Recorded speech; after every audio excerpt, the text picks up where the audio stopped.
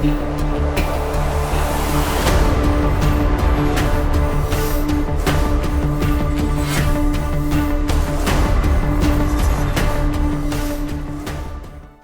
दोस्तों, मेरा नाम रवि कुमार है और जब भी मैं इस दुनिया की भाग दौड़ से थक जाता हूं, तब मैं वाइल्ड लाइफ फोटोग्राफी के लिए निकल जाता हूं।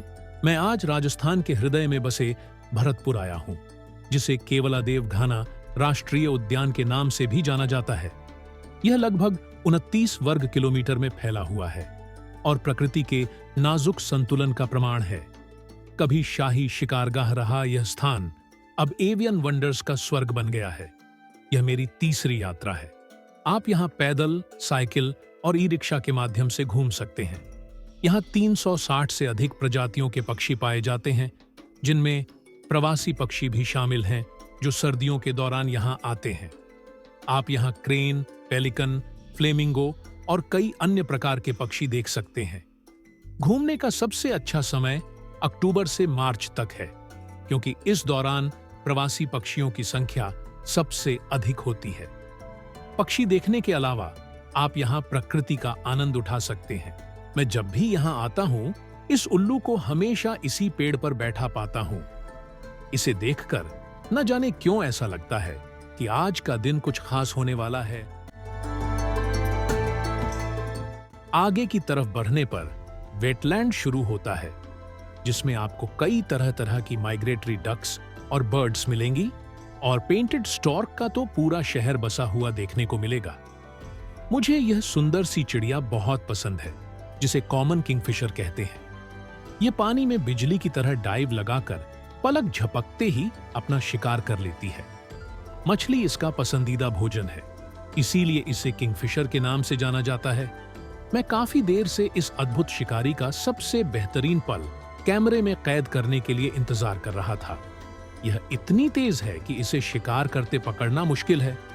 तभी मेरी नजर एक किंगफिशर पर पड़ी और मैंने देखा कि उसने आज का अपना नाश्ता यानी मछली का शिकार कर लिया है। यह मेरे लिए एक शानदार पल था।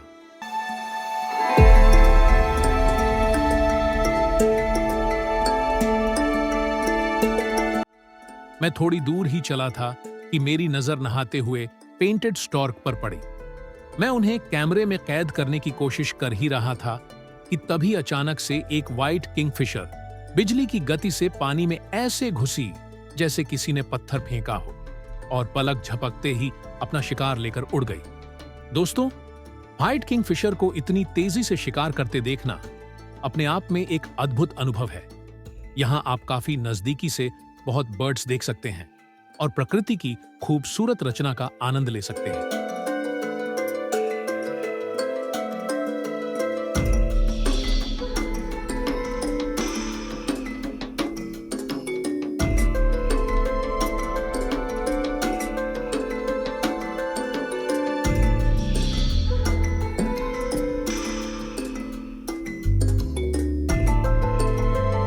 वाह, क्या धैर्य था उस ग्रे हेरॉन का। मैं काफी देर से उसका इंतजार कर रहा था कि कब वो अपना शिकार पकड़े और मैं उस शानदार पल को कैमरे में कैद कर सकूं। तभी मेरी नजर एक सांप पर पड़ी। मुझे लगा आज तो कुछ देखने को मिलेगा। ये सांप इधर से उधर ही जा रहा था, पर अफसोस आज शायद इस सांप की किस्मत अच्छी थी जो ग्रे हेरॉन की नजर से बच गया। लेकिन ये जनाब तो घंटों एक ही जगह पर यूं जमे रहे कि मानो कोई मूर्ति हो। मैंने भी हार नहीं मानी, पर अफसोस मेरा इंतजार ही लंबा खींचा और वो बेहतरीन पल कैमरे में कैद नहीं हो पाया। कभी कभी प्रकृति ऐसे ही इम्तिहान लेती है दोस्तों।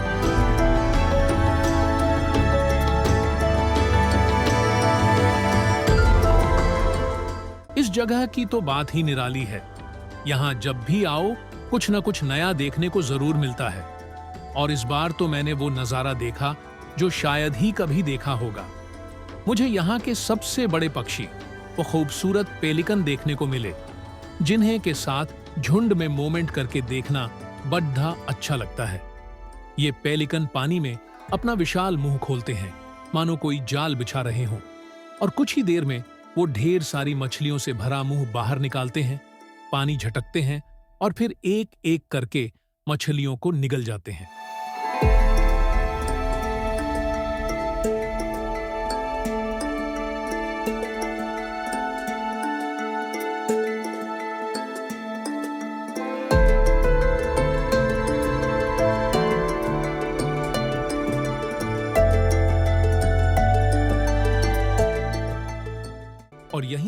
हमारी नजर एक कछुए पर पड़ी, जो आकार में काफी बड़ा था और धूप का आनंद ले रहा था।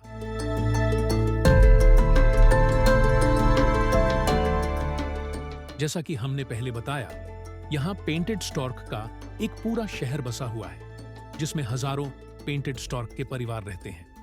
ये इस पार्क को और भी आकर्षक बनाते हैं और इनकी आवाज से ये पार्क हमेशा गुलजार रहता है।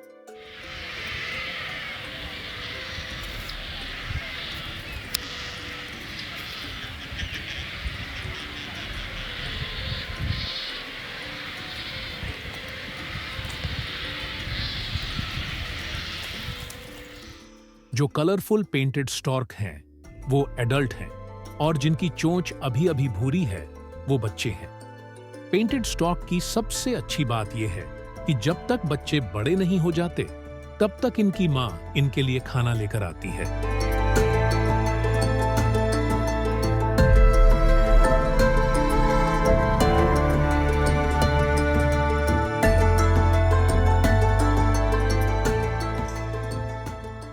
इंडियन स्पॉट बिल डक अपनी सीमा के भीतर गैर प्रवासी पक्षी है। हालांकि पानी की उपलब्धता के अभाव में कुछ स्थानीय आवागमन कर सकते हैं। ये काफी सतर्क रहने के लिए जाने जाते हैं और परेशान होने पर आसानी से और लगभग लंबवत उड़ान भर सकते हैं। ऐतिहासिक रूप से ब्रिटिश शासन में इनके मांस के लिए इनका बड़े पैमाने पर शिकार किया जाता था। मुझे इस बार एक बड़ा ही अनोखा पल देखने को मिला। एक स्पॉट बिल डक अपने बच्चों के साथ देखने को मिली। यह बड़ा ही अद्भुत दृश्य था मेरे लिए। इसे देखकर लग रहा था यह अपने बच्चों को खाना और सरवाइव करना सिखा रही है। इस पल को कैद करने के लिए यहाँ कई सारे वाइल्ड लाइफ फोटोग्राफर इकट्ठे हो गए थे।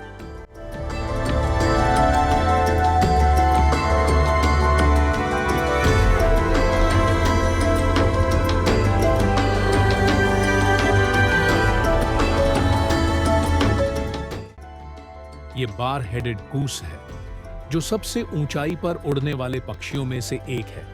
ये हिमालय के ऊपर से 8,800 मीटर से भी अधिक ऊंचाई पर उड़ सकते हैं। इनकी उड़ान क्षमता बहुत अच्छी होती है और ये लंबी दूरी तक बिना रुके उड़ सकते हैं। मध्य एशिया में प्रजनन करते हैं और सर्दियों में भारत, पाकिस्तान, नेपाल और बांग्लादेश में आ जाते हैं।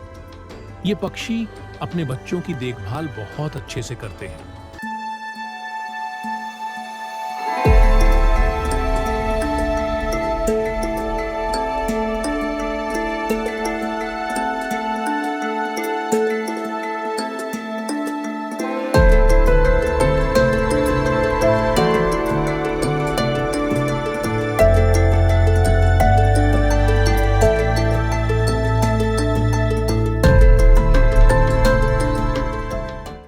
जब हम कैंटीन के पास से गुजर रहे थे, तो हमारी नजर एक जोड़े तोतों पर पड़ी। उन्हें देखकर तो बस मन ही खुश हो गया। इतने प्यारे लग रहे थे। इनकी हरी भरी पंख, लाल चोंच और आपस में प्यार भरी बातें। उन्हें देखकर तो ऐसा लगा मानो इनसे ही सीख लें कि बिना टेंशन की जिंदगी कैसे जीते हैं।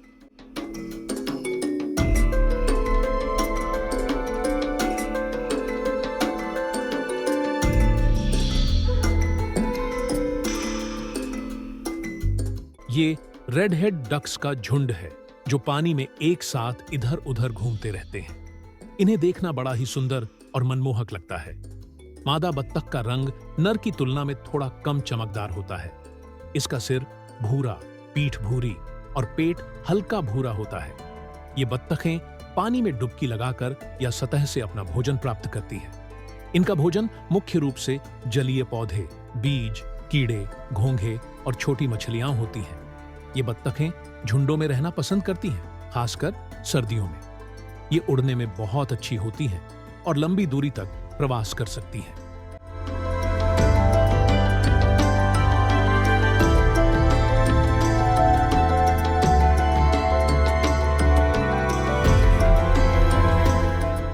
ये है ग्रे हेडेड स्वाम्फेन, एक अनोखा जल पक्षी।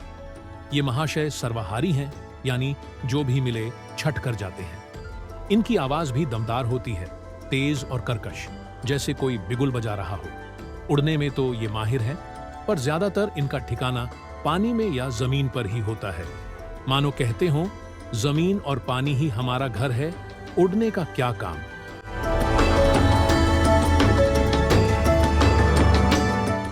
डार्टर, जिसे हिंदी में पनडुब्बी पक्षी, सांप पक्षी या अनहिंगा भी कहा जाता है, एक अद्भुत जल पक्षी है जो अपनी खास बनावट और अनोखे शिकार करने के तरीके के लिए जाना जाता है।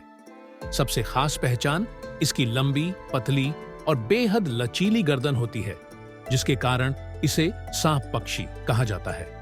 ये अक्सर अपनी गर्दन को एस आकार में रखते हैं। इनकी चोंच लंबी, नुकीली और तेज होती है, जो मछली पकड़ने के लिए बिल्कुल सही है। इनका रंग आमतौर पर गहरा भूरा या काला होता है, कुछ में चांदी जैसी चमक भी दिखती है। ये पक्षी यहाँ सबसे ज्यादा पाए जाते हैं। ये पक्षी मछलियों के दीवाने होते हैं। पानी में डुबकी लगाकर और अपनी तेज चोंच से मछलियों को ऐसे पकड़ते हैं जैसे कोई तीर निशाने पर लगा रहा हो। और सिर्फ पकड़ते ही नहीं, उन्हें हवा में उछालकर निगल जाते हैं। कभी किसी ऐसे पक्षी को देखा है जो अपनी खूबसूरती और निराले अंदाज से आपका दिल जीत ले? मैं बात कर रहा हूं सारस की, जो अपनी लंबी गर्दन और शानदार पंखों के साथ किसी राजा महाराजा से कम नहीं लगता। ये खूबसूरत पक्षी हमेशा जोड़े में ही रहते हैं और इनकी जोड़ी देखकर तो बस आंखें ही नहीं हटती। एक दूसरे के लिए इतने वफादार कि अगर एक को कुछ हो जाए तो दूसरा अकेले ही जिंदगी गुजार देता है। इनकी यही वफादारी इन्हें औरों से अलग बनाती है। सारस क्रेन की एक और खास बात है इनका नृत्य। जब ये खुशी से भर जाते हैं तो अपने पंख फैलाकर और अपनी लंबी गर्दन को हिलाकर ऐसे नाचते हैं जैसे कोई कलाकार अपनी कला का प्रदर्शन कर रहा हो। इनका नृत्य देखना एक अद्भुत अनुभव होता है।